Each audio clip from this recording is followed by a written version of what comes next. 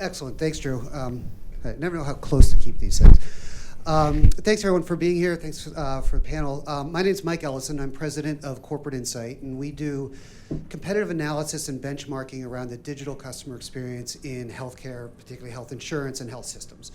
So we monitor the industry. We benchmark the patient journey, the participant member journey in health plans, and really help our clients understand how their digital journeys compare to the competition and make improvements. So with that, I'm actually going to start with the panel here, just some introductions, let them introduce themselves. Martin, why don't you kick us off, kind of a little bit who you are, what you do, and let us know how it goes. All right, happy to. So start with a disclaimer, right? I'm new to healthcare, about a year. Is your mic on? So is it on? Okay. Yeah. All right. So new to healthcare, a year in, which is not much in this industry. And I spent 5 years in banking before.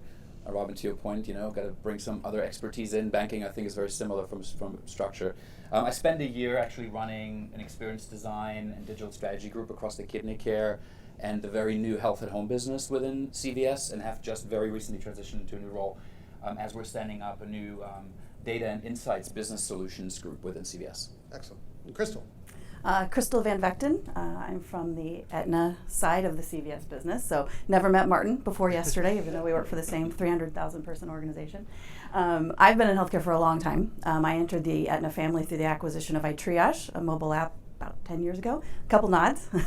One of the early leaders in the mobile app healthcare space for healthcare.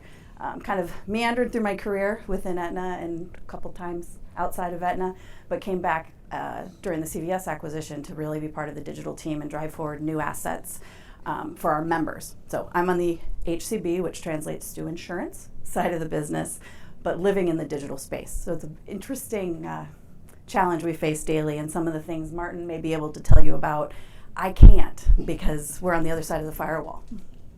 Excellent. And Kushal. I'm the non-CVS part of the package. So, Kushal, I lead corporate strategy innovation at a company called Parexel. For folks who are not, in the clinical trial space, it's not a familiar name. But we run clinical trials. We are one of the biggest CROs that's out there. Based here in Boston, we are headquartered here in Boston. So didn't have to pay my dues to Mr. Logan this morning. Well, excellent. So thanks, everyone. Thanks for being here. And I guess kick it off for the entire group, maybe start with Krystal, though. We're 3.5 years in. It's almost 3 years, I guess, in from COVID. Hopefully we are going from pandemic to endemic. How has this experience been for your companies? What have you learned? What didn't you expect? And what have you learned, and kind of how have you guys pivoted during this time? Well, looking back at March of 2020, the ability to access non-emergency in-person care stopped overnight. You just couldn't go and get your PCP visit. You couldn't go and get a lot of things. Aetna was ready-ish, and I will say part of that was actually due to Mike's team. We had worked with them to do corporate audits over the years, and one of the opportunities that was identified was telemedicine. Aetna had an early partnership, and still does, with a few telehealth companies, and so we were prepared in the sense that we had the capability, but could we scale it? Would members use it? Would they come back? So while things stalled immediately in March, they picked back up. The trajectory picked up. We saw members starting to adopt telemedicine because they had to. I think if I put myself back in my own shoes back then, we thought maybe it was a 2-week thing, maybe it was a couple month thing, and then we realized, we're here to stay for a while. So I can't keep putting off my care. I can't keep ignoring these important needs in my life. So members came back to engage with their healthcare, and we saw the trajectory kind of go up. But what I have found that's interesting nearly 3 years later is it's not sustaining at the same level. I thought, okay, well, this is the pivot moment for telehealth. And it is, but it's not in the same way that I thought. I'm just actually curious. I'm going to pull the room. Between March of 2020 and the end of 2021, how many used some level of a telehealth service? How many have used it this year? Okay, more than I expected, but there are fewer. So now that we can go back to certain in-person services, we're doing that. So I think that's where the hybrid care is coming in. Telehealth has found its place as part of the care continuum. It's part of the service offering, but not the main sole component. Yeah. Right. There was a point during the pandemic where we thought, this is it. It's part of We can it. start getting rid of all the real estate. Well, maybe not. Right. Martin, how about you? Yeah, I can. I'll speak to the experience of the last year in the healthcare industry specifically, and specifically maybe to one patient population, which are those with chronic diseases. In this case, that have either CKD or ESRD, so kidney disease. They're part of the most vulnerable populations out there, especially in the age of COVID, obviously. And for them, telehealth is a means to not having to see people. But if you are ESRD patient and you're part of the 85-90% of the population in the US, you have to go to a clinic 4 times, 5 times a week, which means every single time you go to a clinic, there's the potential of infection of COVID, having a weakened immune system. So telehealth cannot take over certain touch points that you have, but it can do others. I think what we've seen is that the patients on the one side are very, very anxious to not be in contact with people. Then you have the other side of the equation, people with kidney disease, from a demographic perspective, a lot of times don't score very highly on the digital literacy rate. They live in precarious environments. SDOH is a massive component of where they live, so they're not the ones that have a tablet at home. So the solution to just grab your tablet, call up your nurse, call up your doctor, is not an option for them, because that is not something they do. And so one part that we've paid specific attention to during this time is empowerment of caregivers. So it's not just about the patient and the telehealth services that you deliver for the patient themselves, but how do you actually empower a caregiver to help the patient be able to access these services?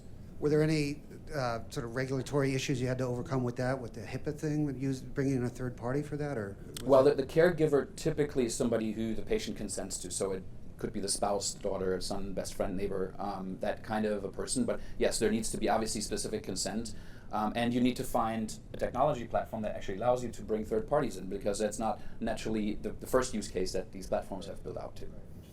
And Kushal, you guys were somewhat different. I mean, you had clinical trials going on when COVID started. I mean, how many trials were affected, and sort of how'd you guys pivot to make sure? I mean, talk about a vulnerable population. I mean, so many cancer medical trials. How'd that work for you? Yeah, I think at one point in 85-90% of our sites were not reachable, like the rest of the world.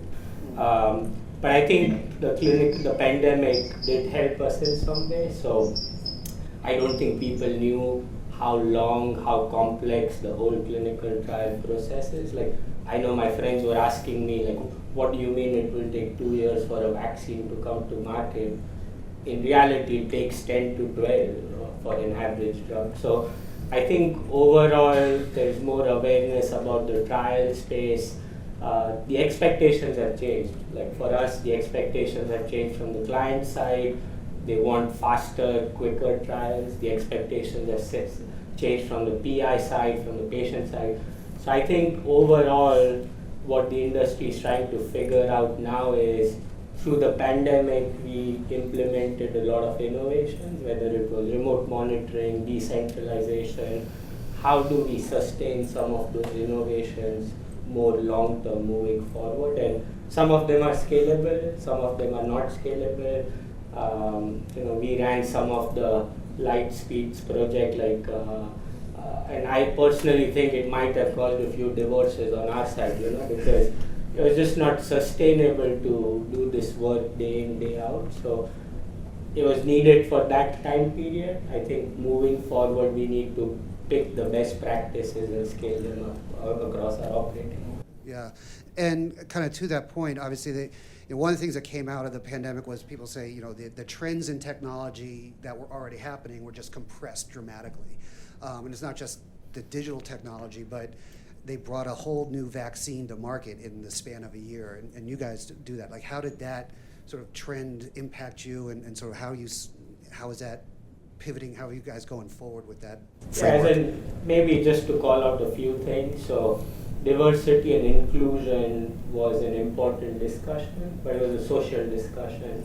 I think when we started developing vaccines, we realized it was not good enough to just, test your drugs on a very wide population who already has access to healthcare. So I think it brought up a very interesting question on who are you recruiting in your clinical trial, because if you just tested the vaccine on a subpopulation who was not getting impacted the hardest through the pandemic, your drug was not actually testing the main target population. So I think diversity and inclusion is important. That's why like our partnership with CVS is key. We have launched a community alliance network, and CVS and Javara are our founding partners, because 95% of the population is right now untouched by clinical trials, and scientifically that's not the best way to bring drugs to market. You know? Martin, how has the CVS, the partnership that Kushal was talking about, are you involved in that, or has, okay. No. But a similar question, like, you know, with the compression of time, like how did CVS and Aetna, where did you guys innovate most rapidly, and sort of how is that sustaining going forward? Yeah. I'll go back to the telemedicine piece.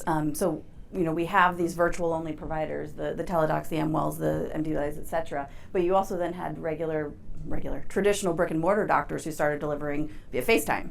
So we had to help them scale, help them reach their members through these channels, let members know they were available, and then also figure out how to bill it, how to make sure they're in the system accurately. There was a whole back-end infrastructure that became, frankly, the most complicating piece to figure out how to sustain this. We're still figuring it out. We haven't solved it yet, but it's been something we were forced to face when we wouldn't have had to do this prior to the pandemic, as quickly, as much in a compressed manner. Yeah, I think to your point, right? Telehealth has become a critical pillar in delivering health, but it's by no means the only pillar. And I think that's where, CVS is about, providing equitable access for everyone across the U.S. And so for us, telehealth is one of those components, but it's as much the minute clinics and health hubs that we're building out, is as much the pharmacies that we have around the corner, and it is the home, delivering care at home. So though it's the omni-channel approach really to delivering care and being able to coordinate across all of those channels, I think that is actually one of the biggest challenges that we're seeing now, not just with CVS entities as we're delivering this and coordinating between the minute clinic docs and the nurses that then use the telehealth platform to get to the same patient, then coordinate with like a home care agency, for example, but also then coordinate that with entities that are not within CVS, your specialists, your nephrologists, for example, the community groups that you have. So one of the things that us in Kidney Care have piloted for CVS is the rollout of a care coordination platform. So especially if you go, for example, into VBC arrangements where you take on risk on behalf of the patient, and not just for the risk for the emergency visit because of you're crashing because your kidney gives out, but holistically, whatever happens, you're taking on risk for the patient. So you have to coordinate care across the nurses, the educators that you have, the dietitians, the behavioral health expert, and the specialists that surround that patient, and being able to have one view of the patient across all of those touch points, understanding what were the latest notes, trying to avoid asking the patient the same questions just because it's two separate clinician groups. They typically ask the same questions because we're not consolidating the medical records, for example, around that patient, or they're not looking to the system, or they don't have access to a system where they can have that one unified view. I think that's critical, and I think that's where, again, to the point, bringing thinking from outside of the industry. And I've worked on a large service CRM project in my previous employer at a bank, and it was all about how do you track engagement and how do you know exactly what the engagement status is, and whether you do that with a client of a bank or whether you do that with a patient. I think there's very similar design principles that you can apply. Yeah, and you all talk about equitable access. I think the other thing the pandemic exposed was really the digital divide. Where's the industry at right now, and what do we need to do to sort of, you talk about omni-channel delivery, right? That's kind of part of it. So, but if digital is always a component of it, and there is that digital divide, how do we sort of overcome that divide and make it more equitable? So I'll actually give you an example that speaks to what we have done. So for example, we've actually pulled digital services that we had originally thought would deliver educational content to a certain population, because we realized that patient population will never be able to, they will not be able to. They will not download yet another app just to read, say, recipes, for example. So we have to be super mindful. Coming from a design background, right, you always start with patient or customer first, and you look at what are they using. And if you look at, you know, the real estate that you have on a phone is just extremely limited. I don't know how many health apps anyone here has on their phone. I only have 6. I also don't interact with physicians a lot, and yet I still have 6. And anyone who has a special condition, I mean, I could think of like 50 different use cases that require 50 different individual apps, but who's going to download those? So it's actually, it's the reduction and really figuring out where does digital actually help and where does it not. And I think that's absolutely critical. Just because it's a great idea for, you know, somebody who is on, you know, who spends, I don't know, what, 8 hours a day on their phone, that's not the greatest idea for everyone in the population. Kushal, what about your team? How are you guys approaching that digital divide going forward? And I think as we think about decentralization of clinical trial, digital is a component. In my mind, it's more about optionality. So through our patient advisory groups and councils, the feedback was very clear. Patients don't want to drive to a big academic health center just to get their blood pressure monitored, right? So I think the industry is taking the trials to where the patients are, and you know, telemedicine, digitization is an important part of the equation. I do want to emphasize the community setup. Infrastructure is also an equally important part, right? Because not everyone has access to the same level of digitization, and you really need to present this omni-channel approach so that more patients can access clinical trials and participate in clinical trials. Just to add one, right? The digital divide doesn't just exist on the patient side either, right? It's on the clinician side just as much. I mean, we're seeing clinician burnout for all kinds of different reasons, but one of those reasons is the amount of administrative interfaces that they have to deal with. I mean, we did some research in some of our clinics, and we asked the nurses, like, walk us through your day-to-day, what you're doing.